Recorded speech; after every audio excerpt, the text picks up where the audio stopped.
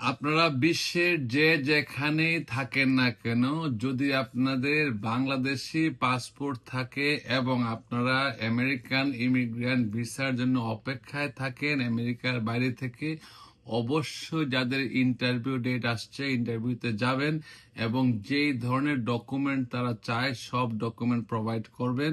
হতাশ না হয়ে প্রসেসটা সম্পন্ন করবেন। অনেকেই এখনো প্রশ্ন করেন যে ৭৫টা দেশের যে ইমিগ্রেন্ট ভিসা স্থগিত ছিল এগুলা কি এখনো স্থগিতাদেশ উড্র হয়েছে কিনা। এখনো কোনো উড্র হয় নাই এবং বিভিন্ন সোশ্যাল মিডিয়ায় বিভিন্ন ধরনের লোক বা প্রতিষ্ঠান ভিউ পাওয়ার জন্য তারা একটা ডিফারেন্ট আইডিয়া তৈরি করছে। আসলে আমরা কেউ এখনো জানি না। আমি এই দেশে 20 ইয়ার্স যাবৎ আমেরিকাতে অ্যাটর্নি এট ল হিসেবে কাজ করছি। আমেরিকার সর্বোচ্চ আদালত supreme court of the United states, আমি একজন গর্বিত অ্যাডমিটেড অ্যাটর্নি এট ল। সেই হিসাবে বলতে পারি এখনো কেউই কিছু জানে না। তবে আপনাদের উচিত হবে কোনো ধরনের ইন্টারভিউ যেন আপনারা স্কিপ না করেন। যখন যা তাই সেই ডকুমেন্টগুলো আপনারা প্রোভাইড করবেন এবং ইনস্ট্রাকশনগুলো ফলো করবেন। যখনই এটা ভিসাটা দেওয়া শুরু হবে আপনাদেরকে অগ্রাধিকার ভিত্তিতে ভিসা দেওয়া হবে। হতাশ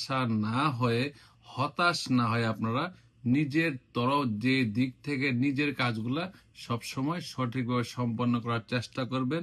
মিথ্যা তথ্য দেবেন না, সত্য তথ্য দিয়ে আমরা যে কোনো কেস আইনিভাবে আপনাদের পক্ষে লড়াই করতে পারি। জনস্বার্থে মঈন চৌধুরী, অ্যাটর্নি এট ল, USA।